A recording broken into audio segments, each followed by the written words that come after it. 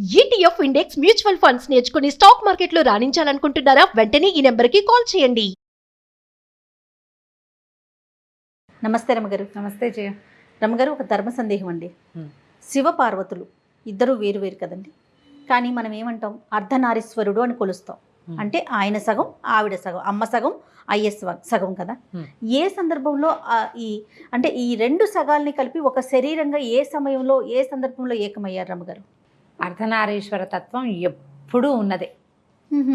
వాళ్ళిద్దరూ సగం సగంగానే ఉంటారు, రెండు రూపాల్లో మనకు కనపడతారు. కానీ స్త్రీ పురుష తత్వాలు వేరు కాదు. ఒక స్త్రీలో పురుషతత్వం ఉంటుంది, పురుషుడిలో స్త్రీతత్వం ఉంటుంది. ఇది ఎప్పుడూ విడదీయలేం. ఒక అబ్బాయి, వాడిలో కొంత స్త్రీత్వము కొంత వంశత్వము ఉంటాయి. ఒక అమ్మాయి, ఆ అమ్మాయిలో కూడా కొంత పురుషత్వము కొంత స్త్రీత్వము ఉంటుంది. సృష్టి ఇలాంటిది. ఎవరైనా ఇంతే. మనకి కుడి ఎడమ భాగాల్లో ఒకవైపుది బలంగా, ఒకవైపుది కొంత బలహీనంగా ఉంటుంది సహజంగా. అవును. స్త్రీ పురుషులు కూడా అంతే. దీనికి ప్రఖ్యాతమైన పురాణ గాథలు రెండు చెప్తారు. ఇది మొట్టమొదట బ్రహ్మదేవుడు, త్రిమూర్తులు ముగ్గురు అమ్మవారిలోంచి ఉద్భవించాక బ్రహ్మదేవుడిని సృష్టి చేయమని చెప్పారు. ఆయన ప్రపంచాన్నంతా సృజించేశాడు. బోర్డంతా అన్ని పురుష జీవాలే, చెట్లు చేమలు చాలా జీవితాన్ని సృష్టించాడు. సృష్టి చేశాక ఆయన డిస్సాటిస్ఫాక్షన్, ఆయనకి ఏదో సరిగ్గా చేయలేదనిపిస్తోంది. ఆయనకి మనం సృష్టి చేసామా, ఇది వృద్ధి అవటం ఎట్లా, ఎలా ఇది వృద్ధి అవుతుంది? మనం చేసిన బొమ్మలే ఉంటాయా? ప్రతిసారి నేనే చెయ్యాలా? దానంతట అది వృద్ధి కావాలి, ఎలా అవుతుంది వృద్ధి? ఆయనకి చాలా దుఃఖం వచ్చిందట. నేను బాగా చేయలేకపోయాను, దానంతటా అది వృద్ధి పొందగలిగే జీవాన్ని నేను సృష్టించలేకపోయానని చాలా దుఃఖించాడు. అయితే ఆయనకి సదాశివుడు ప్రత్యక్షమయ్యాడు. ఈ సదాశివుడు ఎవరు? అమ్మవారితో కలిసి నిత్యము కలిసి ఉండేవాడు. మనం చూసే పరమేశ్వరుడు వేరు, సదాశివుడు వేరు. అయితే ఈ కనపడేసరికల్లా అది ఉమాదేవితో కలిసి ఒకే రూపంలో, ఒకవైపు స్త్రీ రూపము, ఒకవైపు పురుష రూపంతో ప్రత్యక్షమయ్యాడు. ఎడంవైపు స్త్రీ, కుడివైపు పురుషుడు, సమున్నతాకారుడు. ఒకవైపు జటాజూటం లాంటిది తల కనపడుతోంది, రెండో వైపు చక్కగా అలంకరింపబడిన ధమ్మిల్లం కనిపిస్తోంది. ఓవైపు మొహం బరకగా విశాలంగా పెద్ద ఎత్తైన గండస్థలం, ఇంకోవైపు నాజూకు కపోలాలు, ఒకవైపు సమున్నత వక్షం, ఒకవైపు చక్కటి వక్షోజాలు. అట్లాంటి స్వరూపంలో కనపడేసరికల్లా ఆ రూపాన్ని చూసి ఆయన ఆశ్చర్యపోయి ఏమిటి ఈ స్వరూపం ఏమిటో ఆయనకి తెలియదు, అర్థం కాదు. అట్లా అద్భుతానికి లోనయ్యి చూస్తూ ఉంటే ఇందులో నుంచి ఉమాదేవి బయలుపడి బయటకు వచ్చి నుంచుందట.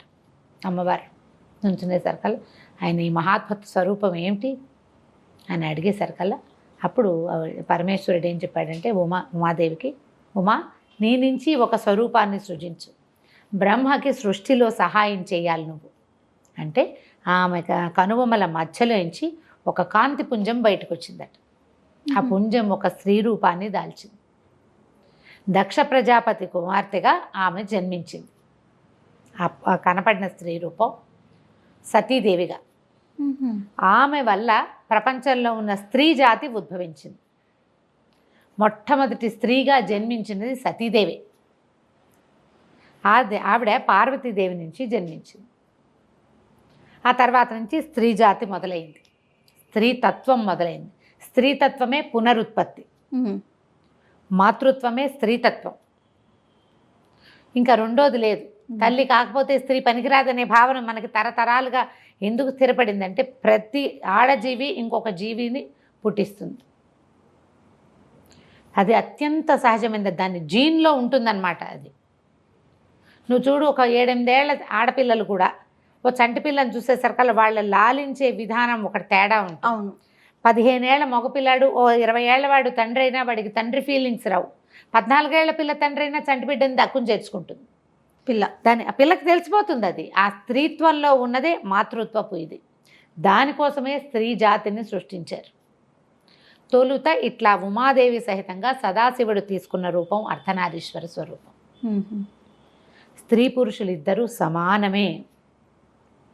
అప్పటి నుంచే ఏదైనా నిర్ణయం తీసుకున్నా, ఏదైనా ఆలోచన చేసినా, ఒక సంసారం అని, ఒక సంతానం అని, ఏదైనా సరే స్త్రీ పురుషులు సమానంగా వ్యవహరించాలనే భావం దేవతలే మనకు తెలియజేశారు. మన స్త్రీ కొంచెం సమానమని, అంత కాదని, స్త్రీని అణగదొక్కి ఉంచాలని, అవకాశం ఇస్తే ఆమె పెచ్చు పెరిగిపోతుందని, ఆదిశక్తిలాగా మీద పడుతుందని, ఇలాంటి భావాల్లోకి వెళ్ళిపోతారు. వెళ్ళి ఈ తెలివి కలిగిన జాతి అయినటువంటి స్త్రీని అణిచి ఉంచడానికి అలవాటు పడ్డారు. ఈ తత్వాన్ని మనకి భగవంతుడే తెలియజేశాడు. అయితే ఈ అర్ధనారీశ్వర తత్వానికి ఇంకొక కథ కూడా చెప్తారు. ఇది కూడా ప్రఖ్యాతమైంది. పరమేశ్వరుని దగ్గర ఉన్న కింకొరలలో ఒకడు భృంగి. నంది, శృంగి, భృంగి పేర్లు వింటుంటాడు. అవును. భృంగి మహాశివ భక్తుడు. అయితే నిత్యం తను పొద్దుటిపూట అంటే ఉదయకాలంలో స్వామికి ప్రదక్షిణ చేయాలని కోరుకునేవాడు. కోరుకుంటే అమ్మవారిని పక్కకి తప్పుకోమనేవాడు. అమ్మవారికి అయ్యవారికి ఇద్దరికి ప్రదక్షిణ చేసేవాడు కాదు. నువ్వు తప్పుకో, నేను ఆయనకే ప్రదక్షిణ చేస్తా, శివుడే నా పరమదైవం. అమ్మ శివుడిలో భాగం అనేది అతనికి ఒప్పుకునేవాడు కాదు. వాళ్ళిద్దరికీ అభేదం. అప్పటికి అర్ధనారీశ్వర తత్వం కనపడలేదు, వీళ్ళకి తెలీదు.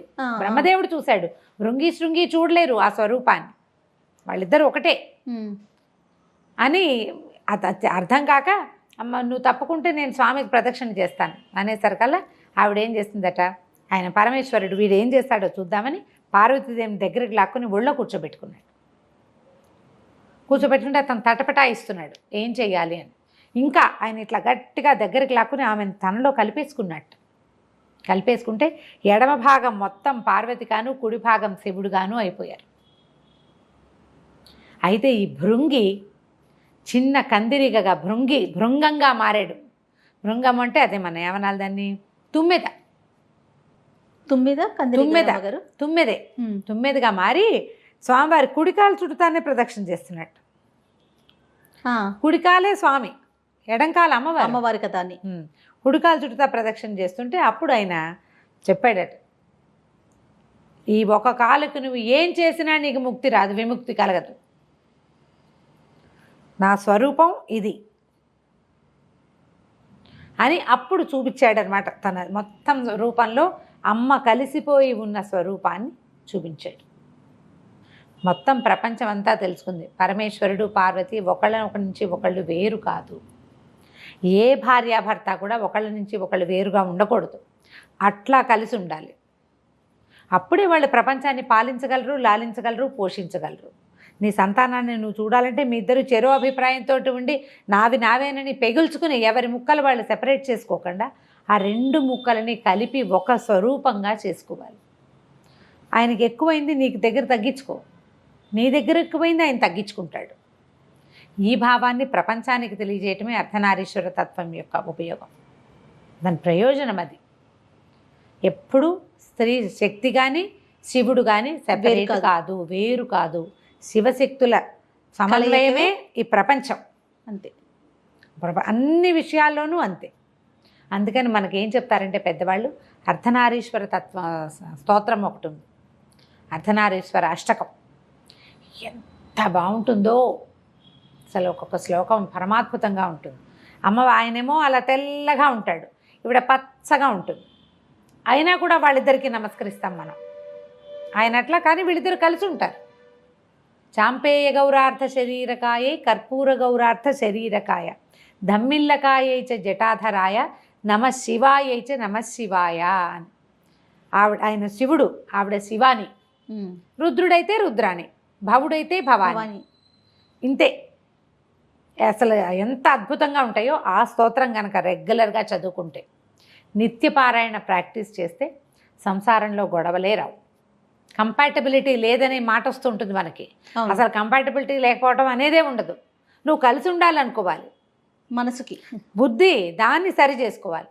దాన్ని సరి చేసుకోవాలంటే రెండు వేరు తత్వాలకి ప్రతీకలైన శివశక్తులు రెండు ఎలా కలిసి ఉన్నారు వాళ్ళిద్దరూ అని ఆ స్తోత్రానికి అర్థం కనుక మనం అర్థం చేసుకున్నామా, ఆటోమేటిక్గా అర్థమవుతుంది మనకి ప్రపంచంలో సర్దుకోవటం ఎట్లా అని. అదే అర్ధనారీశ్వర తత్వం.